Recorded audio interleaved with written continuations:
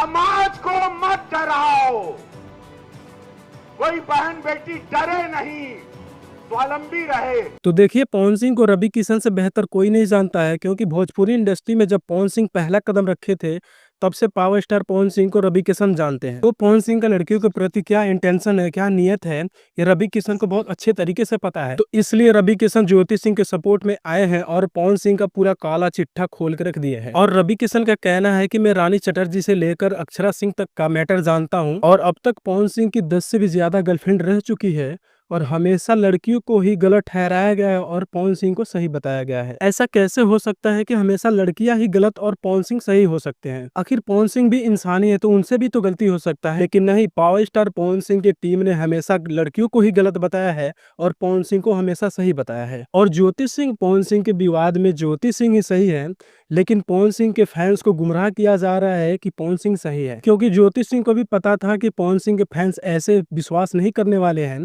इसीलिए ज्योति सिंह ने भर भर के उनके खिलाफ सबूत इकट्ठा किया था और आज मीडिया के सामने आया कि पूरा सबूत सामने रख दी है। मैं चाहूंगा कि आप ज्योति सिंह का पूरा बयान सुने, उसकी बात की बातें करते हैं आगे आपसे हम। आप बताइए, आज समाज से मैं पूछती हूँ कि अगर मुझे पवन जी छोड़ देते हैं तो मेरे पास कुछ है जीने के लिए? मैं बीए फर्स्ट ईयर में थी जब मेरी शादी हुई थी, तो मुझे तो अपनी पढ़ाई भी पूरी करने का टाइम नहीं दिया गया। यहाँ पे पापा से बोला गया कि पेपर था जब मेरी शादी हुई थी, उसके 10 दिन बाद मेरा एग्ज़ाम था। मुझे बोला गया कि आपको आगे हम लोग शादी के बाद पढ़ने देंगे, और शादी के जस्ट बाद हमसे बोला गया कि आप अपने पापा को फ़ोन करके बोल दीजिए कि आप नहीं पेपर नहीं देना चाहती हैं। पवन सिंह से शादी हुई है आपकी, आप आगे पढ़ेंगी, लोग क्या कहेगा? ये सारी चीज़ें ऐसे ऐसे दबाव दे के मुझे पढ़ने भी नहीं दिया गया। अब मैं जनता के बीच में आ गई हूँ और जनता से ही हाथ जोड़ के मैं इंसाफ मांगती हूँ कि आप लोग ही अब मुझे इंसाफ दिलाएं, क्योंकि पहले कुछ दिन पहले तक ये चार दीवारी के अंदर की बात थी, लेकिन अब ये चीज़ें समाज में आ गई हैं और अब समाज ही समझेगा कि मुझे कैसे इंसाफ दिलाना है। फिर भी मैं समाज के आगे हाथ जोड़ती हूँ, अपने समाज के, खास करके सुधीर भैया का भी मैंने एक स्टेटमेंट देखा था जिसमें उन्होंने कहा था कि जाओ, उसके पति का घर है, वहाँ पे कोई नहीं तुम्हें रोक सकता है। तो आज मैं गई थी सुधीर भैया, और आज आपका फ़र्ज़ बनता है कि आप आए और हमारे लिए हमें इंसाफ दिलाएं। खास करके सुधीर भैया से, ब्रिजभूषण भैया जी से और धनंजय भैया जी से, सुशील भैया से, ब्रिजेश भैया से हाथ जोड़ के विनती करती हूँ। आज आप ही के समाज की बेटी आप लोगों से इंसाफ की भीख मांग रही है, आप लोग मुझे इंसाफ दिलाइए। मैम, कल आपने एक फेसबुक पोस्ट किया था, करीब 12 मिनट का वो पोस्ट था, और आप अपने पति के यहाँ गई थी, वहाँ क्या क्या हुआ था? जी देखिए, मैंने 2 दिन पहले पोस्ट किया था कि मैं आपसे मिलने आ रही हूँ। मैंने रिक्वेस्ट किया था, उससे पहले भी एक पोस्ट मैंने किया था, और पवन जी को मैं कॉल कर रही थी, मैसेज कर रही थी, पर वो कॉल उठा नहीं रहे थे और मैसेज का रिप्लाई नहीं दे रहे थे मेरे। और उनकी अम्मा को भी मैंने कॉल किया, अम्मा के फ़ोन में मेरा नंबर ब्लैक लिस्ट में है, तो उनके पे कॉल नहीं लगा। फिर उनके भाई ऋतिक जी को भी मैंने कॉल किया, उन्होंने भी कॉल नहीं उठाया। फिर मैंने एक पोस्ट के ज़रिए उनको भेजा कि मैं आपसे मिलने आ रही हूँ, क्योंकि उससे पहले एक पोस्ट करके मैंने उनसे रिक्वेस्ट किया था मिलने के लिए, पर वो मिल नहीं रहे थे। तो फिर मैंने पोस्ट डाल के बोला कि मैं उनसे मिलने आ रही हूँ, और मैं दूसरे दिन मिलने के लिए निकली भी। हम लोग सुबह लगभग 9 बजे पहुँचे थे उनके सोसाइटी में। जब हम लोग वहाँ पे पहुँचे तो गार्ड से जब उनके फ्लैट में जाने के लिए हम लोग गए, तो गार्ड हमें जाने नहीं दे रहा था, बोल रहा था कि ऊपर से मना किया गया है, आप लोगों को ऐसे नहीं भेजा जा सकता है। तो उसके अभी इतना बातचीत हो ही रहा था, मैं बता ही रही थी कि मैं उनकी वाइफ हूँ, मुझे उनसे बात करना है और उनको पता है कि मैं आ रही हूँ। तो बोले मैडम ऊपर से मना किया गया, हम ऐसे नहीं जाने दे सकते हैं आपको। फिर वहाँ पे पुलिस 2 गाड़ी से पुलिस आती है 15-20। अगर आप लोगों को चाहिए तो पवन जी के सोसाइटी में जो कैमरा लगा होगा उनके बिल्डिंग के नीचे, जी उनके द्वारा बताया गया कि पवन जी ने बुलाया था पुलिस को। उसके बाद वो लोग बोले कि तुम बता के आई हो, तुम पूछ के आई हो। मैंने बोला मेरे पति हैं और मैं किससे बता के आऊँगी, अगर मुझे उनसे मिलना होगा तो मैं आऊँगी ना, मेरा हक है उनसे बात करना, मिलना। और फिर भी मैंने एक पोस्ट डाला था, मैंने उनको भी बोला फिर वो लोग तमाम तरह का क्वेश्चन कर रहे थे, मुझे परेशान किया जा रहा था उनके द्वारा।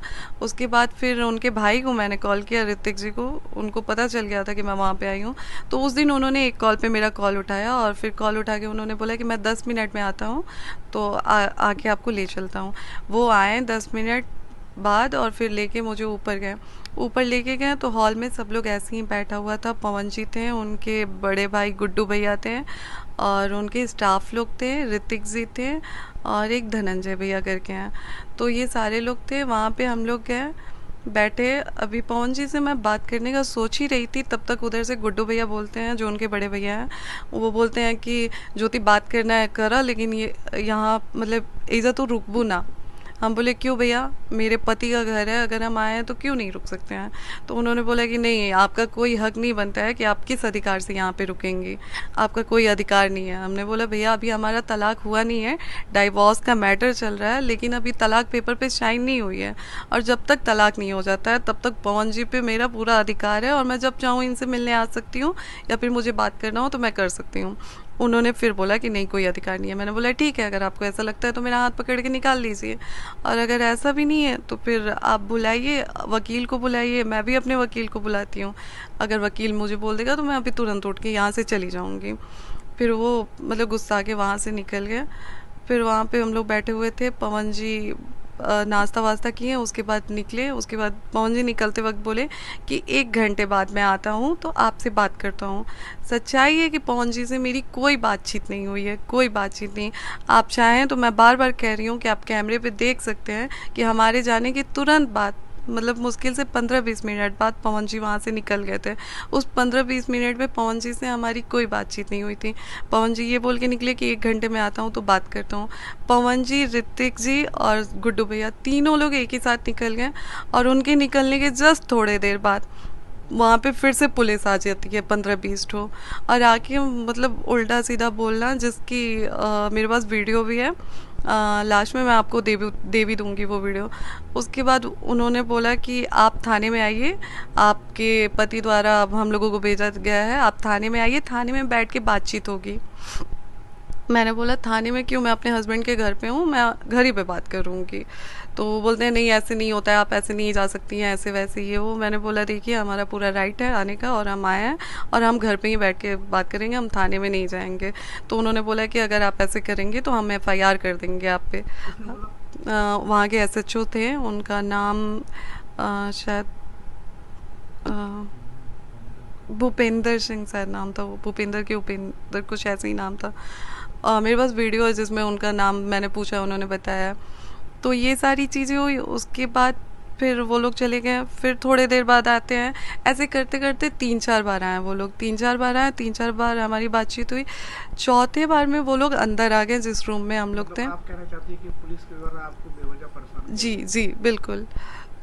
फिर वहाँ पे जब हम लोग दूसरे रूम में बैठे हुए थे तो रूम में आके वो लोग ऐसे बोलने लगे कि निकलिए निकलिए, घर में लॉक करना है, यहाँ पे ताला लॉक करना है, आप निकलिए, उनका आदेश है, आप पवन जी का आदेश है कि आपको जी। हम बोले कि आप वारंट लेके आइए, आप हमको अरेस्ट करने आई हैं, किस बात के लिए अरेस्ट करने आई हैं, वारंट लेके आइए आप। ये सारी चीज़ें कल लाइव वीडियो में भी थी जो दिखाई गई थी। और देखिए ये जो लोग कह रहे हैं कि ये प्री प्लानिंग था, ऐसा कुछ नहीं था, क्योंकि लाइव में अचानक आई थी और वहाँ पे जो चीज़ें हो रही थी वो मैंने लाइव आके दिखाया है, ना कि अपने अकॉर्डिंग वीडियो शूट करके दिखाया है। तो ये सरासर जो लोग बोल रहे हैं कि ये प्लानिंग करके मैं गई थी कि ऐसा करना है वैसा करना है, ये गलत है। दूसरे पक्ष से ये बातें चल रही हैं कि पवन सिंह चुनाव लड़ना चाहते हैं, अभी वो भारतीय जनता पार्टी में शामिल हुए हैं, बिहार से चुनाव लड़ सकते हैं, तो उनकी पॉलिटिकल इमेज को ठेस पहुंचाने की बात जो है वो दूसरा पक्ष उठा रहा है। क्या ये सही है? इसको कैसे देखते हैं? जो लोग ये सवाल उठा रहे हैं मेरे पे, उनसे एक सवाल मेरा है कि क्या लोकसभा वाला चुनाव वो लोग भूल गए हैं? जिस लोकसभा चुनाव में मैंने अपने पैर में छाले करा के और उनके पूरे इतने देर तक इतनी गर्मी में घूमी थी, हर चीज़ मतलब हर चीज़ इग्नोर करके, मैं सारा चीज़ वो करके और उनके लिए चुनाव प्रचार कर रही थी। और आज कैसे वो लोग बोल सकते हैं कि मैं पवन जी के चुनाव लड़ने से मुझे परेशानी। उम्मीद करता हूं कि ज्योति सिंह का आप पूरा बयान सुन लिए होंगे और ये भी देख लिए होंगे कि पवन सिंह के खिलाफ कैसे ज्योति सिंह पूरा सबूत के साथ उनको जवाब दी है और यही वजह है कि पवन सिंह इस विवाद में बहुत ही बुरे तरीके से फंसते जा रहे हैं और पवन सिंह का बीजेपी से चुनाव लड़ने का भी सपना खत्म होते जा रहा है और ऐसा ही चलता रहा तो पवन सिंह के राजनीतिक करियर के साथ साथ अभिनेता वाला करियर भी उनका खत्म हो जाएगा। आपको क्या लगता है इस विवाद में कौन सही है और कौन गलत है? अपना राय आप कमेंट सेक्शन में जरूर बताइएगा। मिलते हैं ऐसा ही इन्फॉर्मेशन के साथ, तब तक के लिए जय हिंद, tata, bye bye, take care.